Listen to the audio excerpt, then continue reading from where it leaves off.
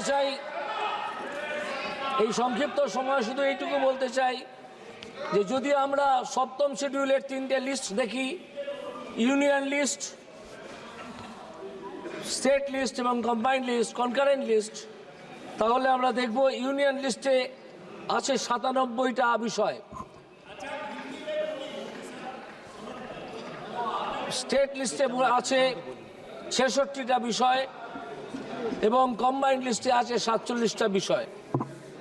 তাহলে বোঝা যাচ্ছে যে স্টেট লিস্টে যে কটা বিষয় আছে আর কম্বাইন্ড লিস্ট, কনকারেন্ট লিস্টে যে কটা বিষয় আছে, দুটোকে যদি আমি মেলাই তাহলে কেন্দ্রীয় লিস্টে, সেন্ট্রাল লিস্টে আছে মাত্র, ইউনিয়ন লিস্টে আছে মাত্র 97টা বিষয়, যেটা দেখায় যে আমাদের দেশ আসলে একটা কনফেডারেশন, কিন্তু একটা ইউনিয়নের চরিত্র এর মধ্যে আছে।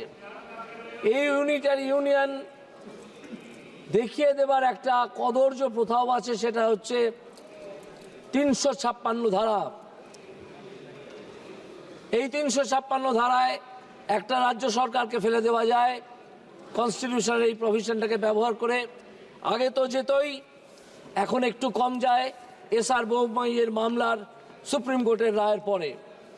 আগে যেটা যেত সেখান থেকে আমি দেখছিলাম তৈরি হওয়ার সময় যে প্রথম যে 4টে 356 ধারার প্রয়োগ হয়েছিল 4টে রাজ্যে, তার মধ্যে 3টে হয়েছিল কংগ্রেস করেছিল, 3টে করেছিল কংগ্রেস, 50টা করেছিলেন মিসেস ইন্দিরা গান্ধী, 12টা করেছিলেন মনমোহন সিং, 11টা করেছিলেন নরসিমহা রাও।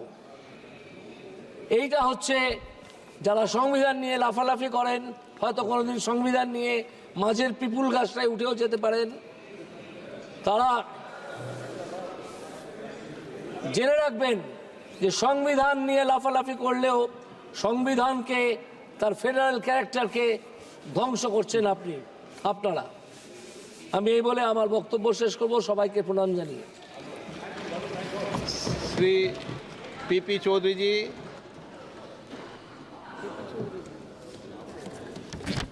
धन्यवाद अध्यक्ष महोदय जी। मैं बहुत संक्षिप्त में बात करूंगा। आपने मुझे भारत के संविधान के 75 वर्षों की गौरवशाली यात्रा पर चर्चा के लिए भाग लेने के लिए समय दिया, इसके लिए बहुत बहुत आपका आभार।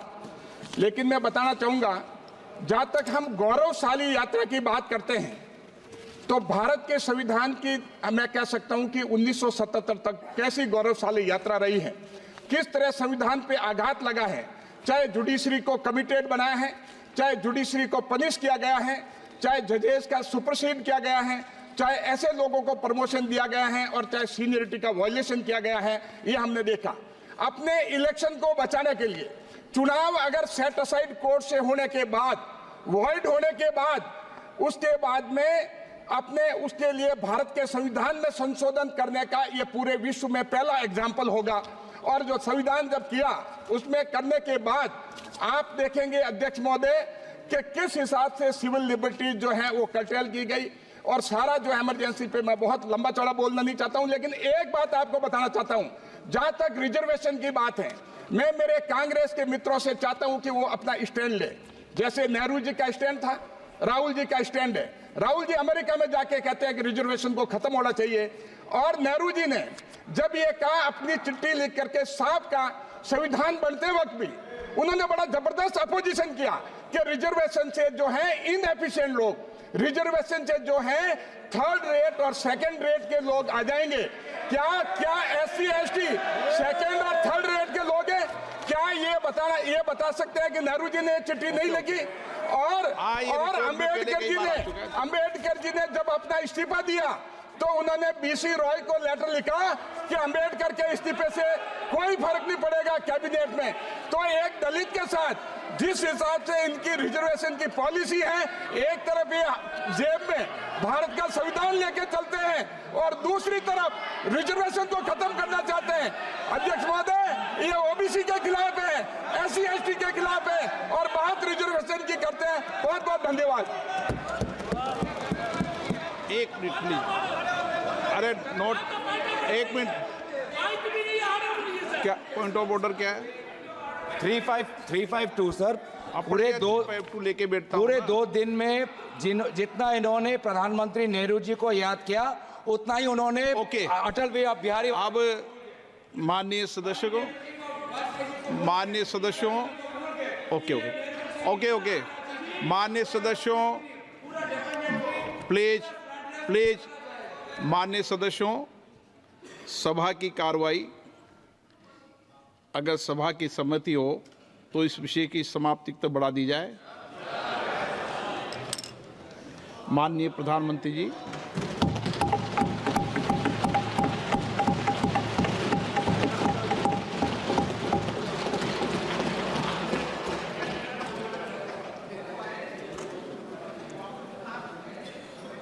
आदरणीय अध्यक्ष महोदय, हम सब के लिए और सभी देशवासियों के लिए इतना ही नहीं, विश्व के लोकतंत्र प्रेमी नागरिकों के लिए भी हमारे लिए ये बहुत ही गौरव का पल है। बड़े गर्व के साथ लोकतंत्र के उत्सव को मनाने का एक अवसर है।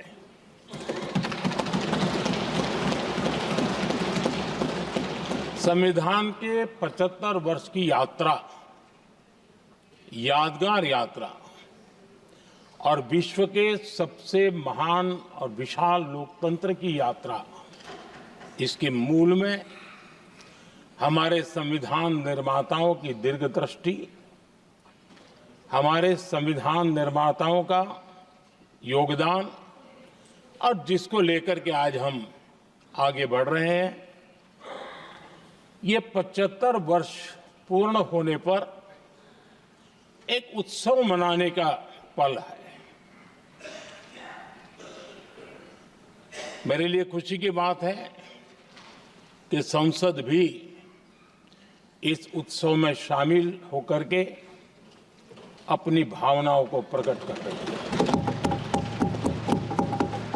मैं सभी माननीय सांसदों का आभार व्यक्त करता हूं कि जिन्होंने इस उत्सव के अंदर हिस्सा लिया।